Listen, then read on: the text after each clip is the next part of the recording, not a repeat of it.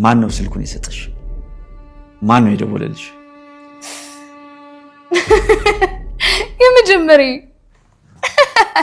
የመጀመሪያ አጣቁ የመጀመሪያ ማለት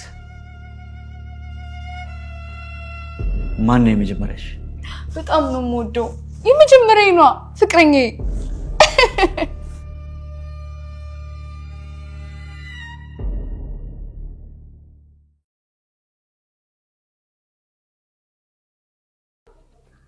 አዎ። ስለዚህ ቁርስሽ ጥይት ነው ማለት ነው። ለምን? ማን ይረዳሽ? ማን ነው ያገዘሽ? ማን ነው እኔን በዚህ ልክ የደፈረኝ? አላውቅም። እስከ ዛሬ ድረስ ልገልሽ ይፈልግ ነበር፣ ግን አሳዘንሽ። ምክንያቱም ስለማፈቅርሽ። አሁን ግን ምንም ማድረግ አልችልም። እየወደድኩሽ እገልሻለሁ ሰገን። የመጨረሻ እድልሽ ነው።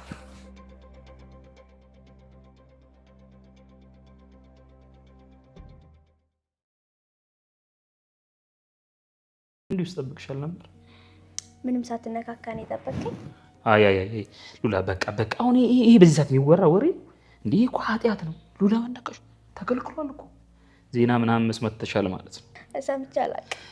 በቃ ሉላዬ፣ ከዚህ በኋላ ሰነዱ በእጅ ስላለ አንድ ቀን ሄጄ ማስረጃውን ካሰባሰብኩ ካጠናከርኩኝ በኋላ ውጣ ከቤቴ ብዬ አክሊሉን ነው የማባረረው። ዛሬ ይሄን ማድረግ አትችልም።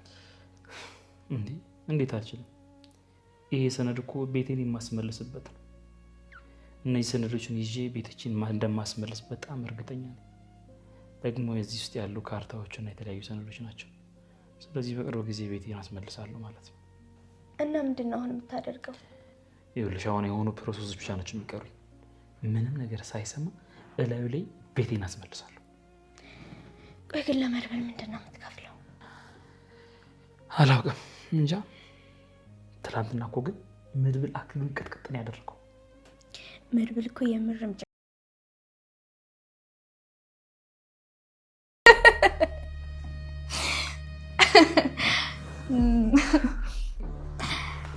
ሰገን፣ አሁን የምጠይቅሽን አንድ በአንድ ትመልሻለሽ።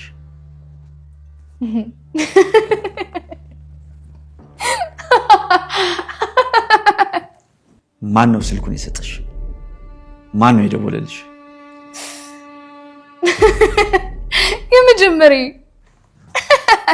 የመጀመሪያ አጣቁ የመጀመሪያ ማለት ማን ነው የመጀመሪያሽ? በጣም ነው የምወደው። የመጀመሪያ ነው ፍቅረኛዬ።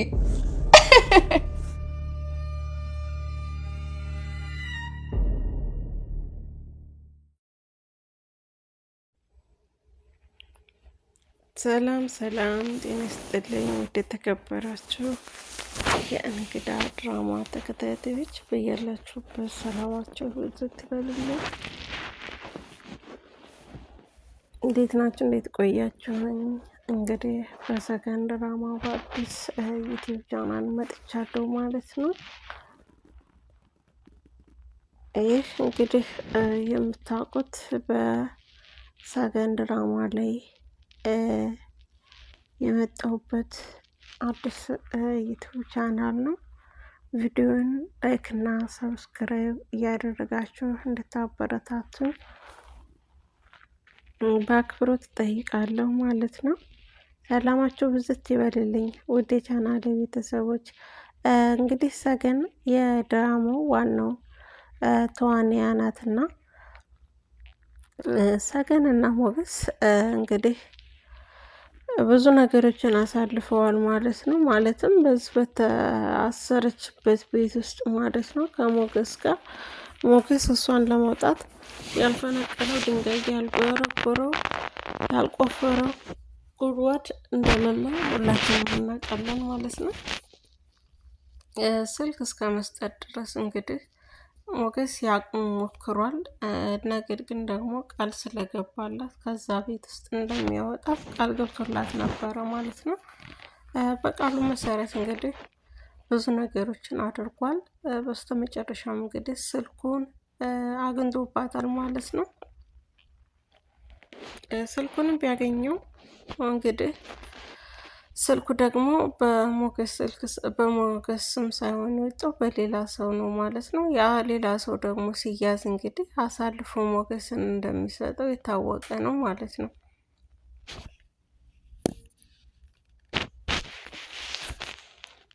ውድ የቻናላችን ቤተሰቦች እንግዲህ ሞገስም የአሙን ያክል እንደሞከረው ሁሉ በስተመጨረሻም ያለው አማራጭ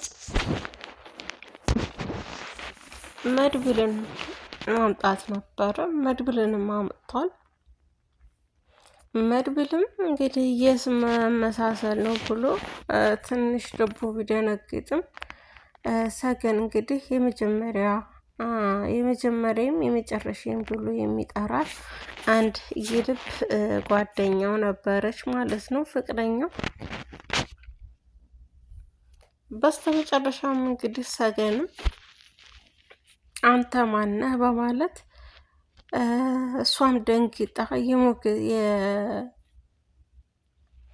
የመድብልን ድምፅ በመስማት መድብልም የሷን ድምፅ አንተ ማነህ ስትለው እሷም እንዳወቀችው ቢያንስ ስማቸው ሊመሳሰል ይችላል፣ እንዴት ድምፃቸው ሊመሳሰል ይችላል በማለት በጣም ግራ ተጋባ ማለት ነው። በስተመጨረሻም ያለው አማራጭ ስልኩን ማን እንደሰጠው ማጣራት ፈለገ ማለት ነው።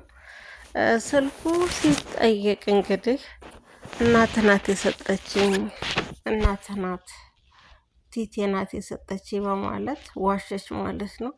እሷ ደግሞ መድብልን እንደተናገረ ቆዳዋን ብትገፋው እውነቱን አትናገርም፣ ትደብቃለች፣ ሰውን አሳልፋ አትሰጥም ብሎ ለመድብል ሞገስ እየነገረው ነበረ ማለት ነው። ነገር ግን ደግሞ እሷ የምትናገርበት ሚስጥር እና መንገድ ስለሚያውቅ 10 ዓመት ሙሉ ያሰራት በዚህ ቤት ውስጥ እንግዲህ ሞታለች የተባለ ሴት እሱም ስለሚወዳት ነው ይሄን ሁሉ ነገር የሚያደርጋት ማለት ነው። በስተመጨረሻም እውነቱን የምትናገርበት መንገድ ምንድን ነው? መጠጥ ነው ማለት ነው። መጠጡን ስትጠጣ ሞቅ ሲላት እውነቱን ተናገረች። ሰገን ከዚህ ቤት ማን ነው ሊረዳሽ የሚፈልገው? ማን ነው ሊያወጣሽ የሚፈልገው? በማለት ጥያቄውን ይጠይቃል ማለት ነው። ጥያቄውንም ሲጠይቅ እሷ የመለሰችለት መልሷም አጭር ነበረ። የመጀመሪያ አለችው። እሱም በጣም ደነገጠ። የደነገጠበትን ምክንያት ፍቅረኛዋ ከሞት እስር ቤት እንዳለን የሚያውቀው ከእስር ቤት መጥቶ በህይወት እንዳለች አወቀን የሚል ሀሳብ በጭንቅላቱ ይመጣለታል። የመጀመሪያሽ ማን ነው በማለት በድጋሚ ጠይቃታል። የመጀመሪያዋ በጣም የምወደው የማፈቅረው ፍቅረኛዬ፣ ስሙን ግን አልጠቀሰችም። የመጀመሪያዬ ብላ ስለምትጠራው የመጀመሪያዬ በማለት ስሙን ብቻ በመናገር የመጀመሪያዬ የልቤ ፍቅር አታውቀውም በማለት አሁንም ምላሿን ሰጠችው ማለት ነው። እሱም በጣም ተደናገጠ። እንዴት ሊሆን ይችላል በማለት በጣም አሳሰበው። እንግዲህ ያለው አማራጭ ደግሞ ቴቴ ከተኛች እንደማትነቃ ተናግሯል ማለት ነው። እቴቴ ደግሞ ከዚህ ቤት ፍታት፣ አውጣና ልቀቃት ብላ ተናግራለች ማለት ነው። እንግዲህ እሷ ይሄንን ሁሉ ሲያደርግ ስለ ልጇ ክፋት ምንም ነገር አንዲትም ነገር አታውቅም። እሷ ፊት መላክ ነው፣ ከእሷ ጀርባ ደግሞ ሴጣን ነው ማለት ነው። እንግዲህ ሁለት አይነት ባህሪ ነው ያለው። እናት ግን ይሄን ሁሉ አታውቅም ማለት ነው። እንግዲህ እንደሚገላት ተናግሯል። ነገር ግን ደግሞ ሰገን መሞት የለባትም። ምክንያቱም እንግዲህ ሰገን የድራማው የዋናው አክተር ናትና አክተር ደግሞ መቼም ቢሆን ሞቶ አያውቅም። እንግዲህ በሰገን ካልተጀመረ ማለት ነው። ውድ የተከበራችሁ የቻናላችን ቤተሰቦች ቪዲዮውን ላይክ እና ሰብስክራይብ እያደረጋችሁ አበረታቱን። ለቀጣይ በሌላ ፕሮግራም እስከምንገናኝ በያላችሁበት ሰላም ክርስቶስ ይብዛላችሁ። የምወዳችሁ የማከብራችሁ ውድ የእንግዳ ዩቲዩብ ቻናል ተከታታዮች መልካሙን ሁሉ እመኝላችኋለሁ። መልካም ቀን